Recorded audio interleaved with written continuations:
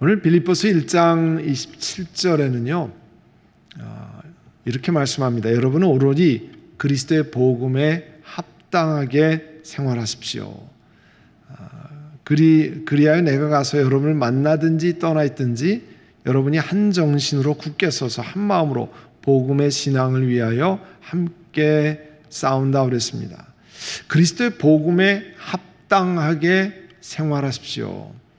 이거는 우리가 그 주일마다 살피는 에베소서에서 나오는 내용을 다시 생각하고 또 그것을 실천하는 내용을 다시 말씀합니다. 그리스도의 복음에 합당하게 생활하십시오. 그리스도의 복음을 받은 사람답게 생활하십시오.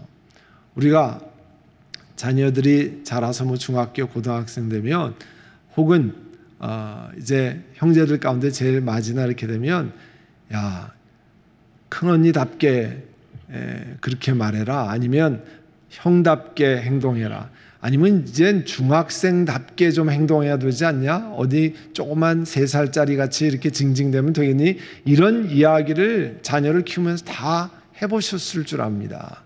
하나님께서도 우리에게요 그리스도의 복음을 받은 사람답게 생활하라는 거예요. 그게 이제 에베소의 말씀하고 이 빌립보서의 말씀하고 지금 반복되는 말씀인데요.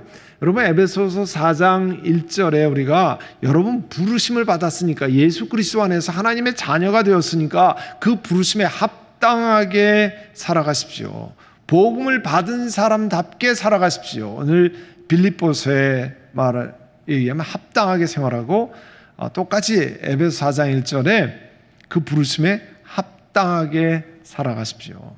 그 부르심에 합당하게 살아가는 건 뭐라고 표현되어 있냐면 에베소 4장 1절 이하에 보면 겸손하고 온유하고 서로에게 깎듯이 대하십시오.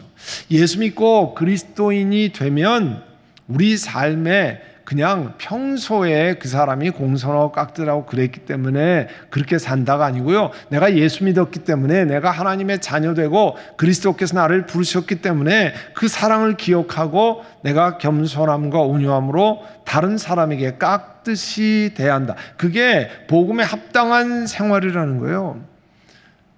그 주일에도 설명을 드렸습니다만 여러분 겸손한 것은 나는 못합니다. 나는 아무것도 할 줄 모릅니다. 그거는 성경에서 말하는 겸손이 아니라 그러죠. 이와 같은 것을 할 수 있는 것은 하나님이 내게 그런 것을 주신 것입니다. 하나님께서 내 삶에 이런 것을 공급하신 것입니다. 그게 겸손이라고 그러죠. 내 모든 것이 하나님께로부터 왔습니다를 고백하는 게 겸손이지 나는 못해요. 그게 겸손한 게 아니라는 거죠. 그런데 우리는 한국에서 이렇게 유교 문화에서 자라면서 그냥 일단은 못한다고 얘기하는 게 겸손하고 내가 나서지 않는 게 겸손한 거라고 하는데 성경적인 것은 내가 어떤 일을 감당할 수 있는데 이게 하나님이 주신 힘으로 하는 겁니다. 하나님이 주신 달란트로 하는 겁니다. 그게 내 모든 것의 근원은 하나님이십니다. 고백하는 게 겸손이라는 거죠. 그리고 온유함으로 깍듯이 대하는 거 뭐라 그랬죠? 통제된 하나님의 권위하에 통제된 것.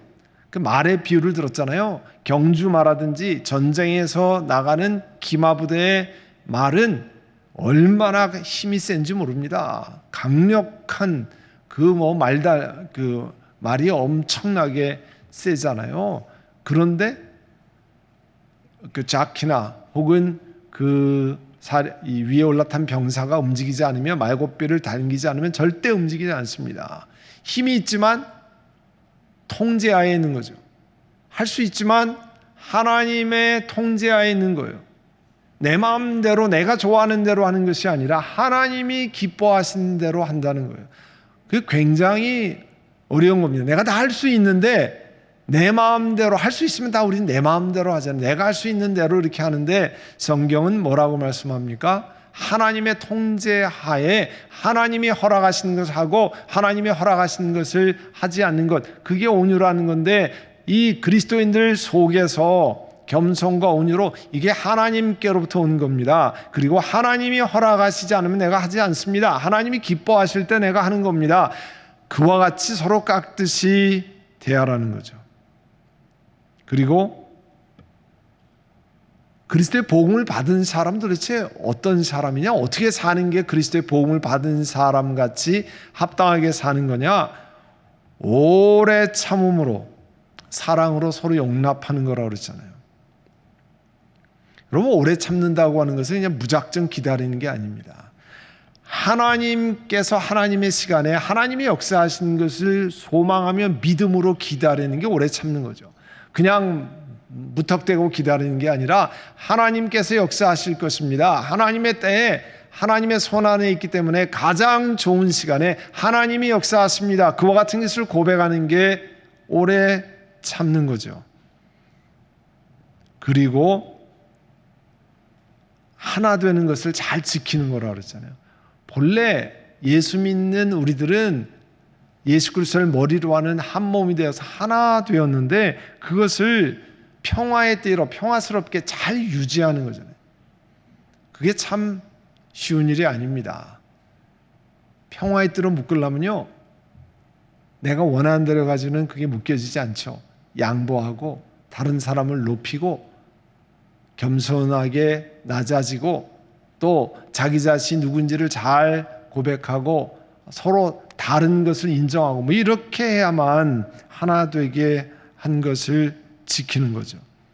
또 골로새서 1장 10절에 보면요, 여러분이 주님께 합당하게 살아감으로써 어떻게 합당하게 사는 거냐면 모든 선한 일에서 열매를 맺고 하나님을 점점 더 알고, 그러니까 어떤 일을 할 때요, 선하게 일을 해서 열매를 맺는 게 그리스도인으로 합당하게 살아가는 겁니다. 예수 믿는다고 하는데 그 사람이 있는 곳에는 평화가 다 깨지고, 예수 믿는다고 하는데 그 사람이 있으면 화합이 되는 게 아니라 분란이 생기고, 양보가 일어나는 게 아니라 더 욕심이 많이 생기고, 그러면 그 열매가 나타나는 게 아니죠. 예수 믿는 사람이 있는 곳에는 열매가 나타나야 되잖아요. 예수 믿는 사람이 일하는 직장, 예수 믿는 사람이 일하는 모임, 그 모임에서 그리스도의 향기의 열매가 나타나야 되는 거잖아요. 교회 안에서만 신앙생활하기 위해서 우리가 부름받은 거 아니죠. 우리 금년의 표처럼 교회여 세상 속으로 세상 안에 부름받은 거잖아요. 거기에서 우리 지난주일에도 말씀드렸지만 어두운 것을 밝히고 또 거기서 열매를 맺고 그렇게 하는 거는 절대 쉬운 일이 아닙니다. 그래서 교회 공동체 안에서 예배드리면서 힘을 얻고 새로운 은혜를 얻어서 그 열매가 세상에 가서 맺히는 거죠. 교회 안에서 맺히는 게 아니고요, 세상 안에서 예수 믿지 않은 사람들 속에서 맺히게 하는 거잖아요. 주님께 합당하게 살아가는 것, 모든 선한 일에서 열매를 맺는 거라는 거예요. 이제 빌립보서 1장 27절에 다시 보면 그리스도의 복음에 합당하게 생활하는 거에 1장 20절의 하반절에 보면요, 여러분이 한 정신으로 굳게 서서 한 마음으로 복음의 신앙을 위하여 함께 싸우며, 여러분이 한 정신으로 굳게 쓴다. 굳게 쓴다가 무슨 뜻이냐면요, 이제 군대 남자들이 이제 군대 가거나 전쟁터에 가면 초소가 있습니다. 적진이 진격해 들어올 때 거기를 지키고 지금 적진이 어느 정도까지 왔는지 혹은 방어를 해야 되는 초소가 있는데 두려우면 그 초소를 버리고 도망가잖아요. 그런데 한 정신으로 굳게 선다 그런 뜻은요, 영적인 전투가 치열해도 그 초소를 떠나지 않고 끝까지 지키려는 그런 군인들의 불굴의 투지와 같은 그런 마음을 가지고 굳게 쓴다 그러는 거예요. 여러분, 복음을 지키는 것도요, 이 담대함이 있고 용기가 있어야 됩니다. 그러지 않으면 그거를 감내내기가 어렵습니다. 그 복음의 진리에 도전하고 위협하는 대적들이 굉장히 많거든요. 그게 너만 뭐 신앙생활하느냐, 아니면 뭐 너만 잘났냐 이렇게 하고 공격해오고 못살게 굴고 하는 일들이 많습니다. 그럴 때 말씀의 진리에 굳건히 서는 것, 오늘 보면 여러분이 한정신으로 굳건히 서서 한마음으로 복음의 신앙을 위하여 함께 싸운다는 것, 대적들 앞에서 내가 굴복하지 않겠다고 하는 결연한 의지를 가지고 하나님께 의지하며 서는 것을 이야기합니다. 그게 그리스도의 복음에 합당하게 생활하는 일이에요. 담대히 쓰는 것. 한 마음으로 복음의 신앙을 위하여 함께 싸운다. 거기 이제 그 1장 27절 끝에 나오잖아요. 한 마음으로 복음의 신앙을 위해 함께 싸운다. 여러분 뭐 군대가 한 부대가 싸우면 적군이랑 싸우면 그 부대가 다 운명 공동체죠. 이기면 같이 이기는 거고 지면 다 같이 지는 거잖아요. 단체 운동도 마찬가지입니다. 다른 사람은 다 지고 나 혼자 이길 수 있는 단체 운동은 없잖아요. 뭐 축구 경기를 하는데 나는 이겼는데 딴 사람은 다 지는 이런 경기는 없죠. 지면 다 같이 지고 이기면 다 같이 이기는 거잖아요. 그래서 다 같이 이기기 위해서 힘을 합치는 거 아니에요? 주의 나라도 그렇게 다 같이 힘을 내서 이기기 위해서 함께 신앙을 위해서 함께 싸운다 그렇게 말씀했습니다. 그래서 1장 28절에 보시면 어떤 일에서도 대적하는 자를 두려워하지 않는다는 소식이 나에게 들려오기를 바랍니다. 여러분에 관한 소식을 내가 듣기인데 어떤 소식을 듣기를 원하냐면 복음을 대적하는 또 어떤 일에도 대적하는 자를 두려워서 도망쳤다거나 그런 소리를 듣지 않고 거기에 담대히 딱 맞서서 있다고 하는 소식이 내게 들려오길 바랍니다. 그러면 여러분을 대적하는 사람에게는 그게 멸망의 소식이고 여러분은 구원의 징조를 보이는 거 아닙니까? 그런 얘기예요. 복음을 대적하는 사람이 그 당시에 많이 있었는데 그 가운데서 담대하게 쓴다는 거죠. 1장 29절에 보시면요. 하나님께서 여러분에게 그리스도를 위한 특권, 즉 그리스도를 믿는 것뿐만 아니라 그리스도를 위하여 고난을 받는 특권도 주셨습니다. 우리 예수 믿으면서요. 예수님 때문에 고난 받는 건 힘든 일이다, 어려운 일이라고 생각하지만 고난 받는 것을 특권이라고는 거의 생각지 않습니다. 이 말씀을 준비하는 저에게도 이것은 굉장한 도전입니다. 내 마음 가운데 고난, 힘든 것, 어려운 것에 관해서 어떤 생각을 가지고 있느냐. 오늘 성경은 뭐라고 말씀하냐면 그리스도를 믿을 뿐만 아니라 그리스도를 위하여 고난을 받는 특권, 프리빌리지라고 얘기했어요. 우리 프리빌리지 하면 뭐 예를 들어서 남들은 앉아서 이 바닥에서 가는데 나는 의자에 앉아서 간다든지 그런 거를 프리빌리지라고 생각하죠. 남들은 좁은 자리에서 하는데 나는 넓은 자리에 앉는다든지 남들은 땀을 뻘뻘 흘리는데 나는 시원한 곳에 있다든지 뭐 이런 거를 우리가 프리빌리지라고 생각하잖아요. 그런데 오늘 성경은 뭐라고 말씀합니까? 고난 받는 것도 특권이라고 하는 고백을 사도 바울께서 하고 있습니다. 이 말씀을 준비하면서 그런 생각이 다시 들었습니다.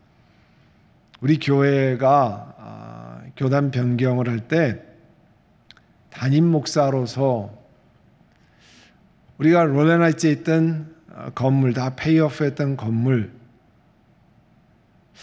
우리 여러분들이, 교인들이 20여 년 동안 열심히 헌금한 건데 이것을 다 놓고 나오면 교인들이 마음이 참 힘들겠다는 생각을 하니까 제가 마음이 약해지더라고요. 교인들이 열심히 헌금하시고 애썼는데 어떻게 하든지 그거를 잘 유지해야 되지 않느냐, 그렇게 생각을 하니까 교인들의 마음을 생각하면서 제가 마음이 약해져 가지고요. 그 PCUSA 그 사람들이 이야기하는데 제가 더 명확하게 얘기를 못 하겠더라고요. 잘 못했어요. 중반전에. 그래서요, 사실 그날 밤에 제가 이제 침대에 와서 사실 울면서 회개했습니다. 하나님, 이렇게 하는 건 아닌데 하나님 앞에 너무 죄송합니다. 내가 교인들의 마음을 헤아리는 걸 알지만 그러면 하나님 앞에 부끄러운 것은 생각지 못했다는 것을 생각하고 그 다음에 회개하고요. 그 다음에 중반전 넘어가면서 명확하게 하나님 앞에 하나님이 받으시는 것이 뭔가, 하나님의 말씀을 따르기 위해서 재산권도 다 뒤로 한다. 그것은 하나님 섬기는 다음에 일어나는 일이라고 결단을 하고 나니까 담대해졌습니다. 그리고 그 다음에 같이 온 교우들이 마음을 합해서 같은 길로 갈 수 있었습니다. 왜냐하면 우리가 우리 주의 말씀을 순종하기 위해서 지금도 우리 교인, 선한 목자 교인들이 이 진월스에 있는 이 예배 초소를 위해서 열심히 건축 헌금을 하지 않습니까? 롤랜하이츠의 모든 건물의 다 페이오프 했어요. 그렇지만 주의 말씀을 지키기 위해서 다시 우리가 그것도 감수하고, 우리가 헌금하는 것도 감수하고 함께 하는 거예요. 제가 지금도 기억하는 것은 2015년 9월에 그 건물을 포기하고 치노힐스에 앞으로 결정하면 우리가 많은 헌금을 하나님 앞에 드려야 한다고 하는 것을 다 설명하고, 여러분에게 설명하고 투표를 했을 때 96% 되는 분이 우리가 여기다 했지만 다 포기하고 치노힐스에 새로, 그러면 우리가 헌금도 하고 희생도 각오하고 갑시다. 96%에 되는 분이 찬성할 때 참 목사의 한 사람으로, 지도자의 한 사람으로 너무 사실 감격스러웠습니다. 왜냐하면 그리스도를 믿을 뿐만 아니라 그리스도를 위해 받는 고난도, 특권이라고 하는 것의 말씀을 다시 한번 새기하셨어요. 여러분, 이것뿐만 아니라 여러분이 주의 나라를 위해서, 하나님을 섬기기 위해서 받는 어려움, 힘든 일, 아픈 일, 그런 것은 하나님, 사도 바울의 고백에 의하면 성경적인 가르침은 특권이라는 게 프리빌리지라는 거예요. 여러분, 그런 믿음을 가지고 할 때 하나님께서 은혜를 주시고 힘을 주시고 용기를 주시고 감당할 수 있는 것을 허락하시는 겁니다. 유명한 선교사 데이비드 리빙스톤이라는 분이 있죠. 스코틀랜드 출신인데 그분은 1813년에서 1873년, 60년을 사신 분인데 스코틀랜드의 선교사이고 아프리카의 이 여러 많은 것을 탐험했던 그런 사람 가운데 하나입니다. 그런데 이 아프리카 선교사인 데이비드 리빙스톤은 아프리카에서 선교를 하고 복음을 전하다가 사자가 공격을 해가지고 사자의 공격으로 왼팔은 거의 쓸 수가 없는 상태로 바뀌고요. 또 가족을 풍토병으로 잃는, 사실상 그리스도를 섬기면서 사람이 이룰 수 있는 거의 모든 것을 잃은 그런 선교사 가운데 한 분입니다. 그분이 영국을 방문했을 때에 학생들이 아프리카에서 고생했던 이야기, 많은 것을 잃어버렸던 이야기를 해달라고 요청했습니다. 그때 그가 뭐라고 대답했냐면, 내가 하나님의 나라를 위해서 선한 일을 하고 있다는 생각, 또 주의를 하기 때문에 주시는 마음의 평안, 또 앞으로 경험할 영광스러운 미래에 대한 내가 소망을 가질 수 있었던 그런 삶을 나는 과연 희생이라고 말할 수 있을까요? 내가 이런 관점으로 생각한다고 하면 희생이라는 말을 나는 할 수 없고 오히려 특권이라고 말할 수 있지 않겠나요? 이렇게 이야기했다는 거예요. Say rather it is a privilege. It is emphatically no sacrifice. 절대 이거는 희생이 아니고 오히려 say rather it is a privilege. 특권이라고 말해야 되지 않겠나요? 그가 학생들에게 이렇게 얘기하고 자기 인생 뒤에 저널에다도 그렇게 이야기했다는 거예요. 이 세상에서 겪게 되는 염려, 질병, 고통, 위험 그런 것들이 우리를 머뭇거리게 만들고 낙심하게도 만들 수 있을 거라고 썼습니다. 그러나 이런 것들은 일시적인 것들이고 그런 것들은 우리 속에서 우리를 위해 나타낼 그 하나님이 주시는 영광에 비하면 아무것도 아니에요. 그러니까 나는 희생하는 게 아니었어요. 사도 바울이 이야기한 것과 똑같은 이야기를 데이비드 리빙스톤이 했습니다. 하나님을 기뻐하고 하나님의 영광을 보게 될 것을 열망하는 사람들은 자신들이 희생하는 삶을 사는 것이 아니라 하나님의 나라를 위한 특권을 누리는 것이라고 하는 고백을 하는 거예요. 우리의 생각을 성경적인 가치관으로 바꾸는 거죠. 내가 이만한 희생을 했다가 얘기하는 것이 아니라 하나님 나라를 위해 섬기는 특권을 누리고 있습니다. 여러분은 얼마나 큰 변화고 얼마나 큰 긍정적인 고백입니까? 내가 아픔과 희생을 통과하는 것이 아니라 주의 나라를 위한 특권을 소유하고 있습니다.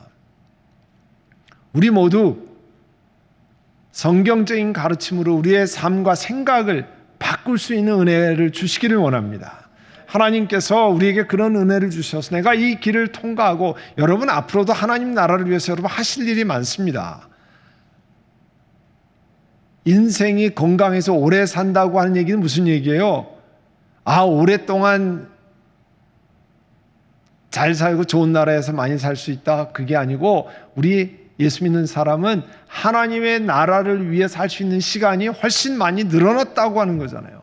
건강하게 더 많이 할 수 있다고 하는 거예요. 옛날엔 그만큼 못했는데 하나님이 건강을 주셔서 더 많은 일을 할 수 있다라고 하는 것 아닙니까? 그때 그 일을 하면서 여러 가지 어려움이 있고 핍박이 있고 고통이 있을 겁니다. 그때 성경적인 가치관으로 우리의 마음을 바꿔야 되는 거죠. 이거는 내가 희생을 하는 겁니다가 아니라 주의 나라를 위한 특권을 누리고 있습니다. 할렐루야. 그런 고백을 할 수 있도록 우리 자신에게 외쳐야 하지 않겠습니까? 오늘 1장 30절에는요. 여러분 내가 하는 것과 똑같은 투쟁을 벌이고 있습니다. 여러분 내가 그렇게 하는 것을 보았고 내가 그렇게 하는 것을 지금 소문으로 듣습니다. 이게 무슨 얘기냐니까요. 빌립보 교인들이 지금 어떤 고난을 통과하는 일은 정확히 말씀하고 있지 않습니다. 사도 바울께서. 그렇지만 내가 통과하는 고난과 빌립보 교인들이 겪는 고난을 같은 거라고 말씀하고 빌립보 교인들이 고난을 인내하고 통과하는 자신을 본받아서 그리스도의 복음을 담대히 증거할 수 있도록 도전하는 거예요. 여러분 나와 똑같은 고난을 투쟁을 벌이고 있습니다. 여러분 내가 어떻게 하는지 보았죠? 내가 그렇게 하는 걸 지금 여러분 소문으로 듣고 있지 않습니까? 여러분도 같은 고난을 통과하는데 하나님 주신 은혜로 인내하며 하는 것처럼 여러분도 그 길을 가기를 원합니다. 도전하고 있는 겁니다. 사랑하는 성도 여러분, 오늘 우리들을 각각 부르셔서 우리 삶을 돌아보게 하십니다. 그리고 사도 바울이 고난을 하는 것처럼 빌립보 교인들도 고난을 겪고 있습니까? 나랑 똑같은 일을 같이 하는데 힘을 내서 인내를 내고 담대히 서서 군인들이 초소를 지키는 것처럼 여러분도 영적으로 그 자리에서 담대하게 서서 원수마귀와 대적하십시오. 그래서 복음을 증거하는 일을 하십시오. 그리고 복음 위에서 고난을 겪는 것 주의 나라를 위한 특권입니다.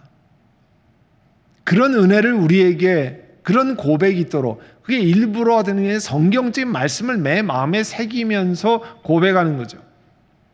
오늘 이 말씀을 듣고 여러분도 그와 같은 고백 또 그와 같은 삶을 살 수 있기를 간절히 소원합니다. 오늘 말씀을 듣고 우리 함께 기도하려고 합니다. 오늘 들은 말씀처럼 담대히 서서 그리스도의 복음을 받은 사람답게 내가 생활할 수 있는 은혜를 주시옵소서. 복음을 받은 사람답게 걸어갈 수 있기를 원합니다. 복음을 받은 사람의 합당한 삶을 살게 하시고 또 어떤 일에도 대적하는 자를 두렵지 않고 담대히 쓸 수 있는 그런 사람 되게 하시기를 원합니다. 그리고 오늘 주의 말씀처럼 내가 성경적인 가르침으로 내가 이 땅에 상하는 고난과 아픔과 이것을 재해석하는 그런 은혜를 주시옵소서. 이 시간에 들은 말씀을 가지고 우리 함께 통성으로 기도하겠습니다.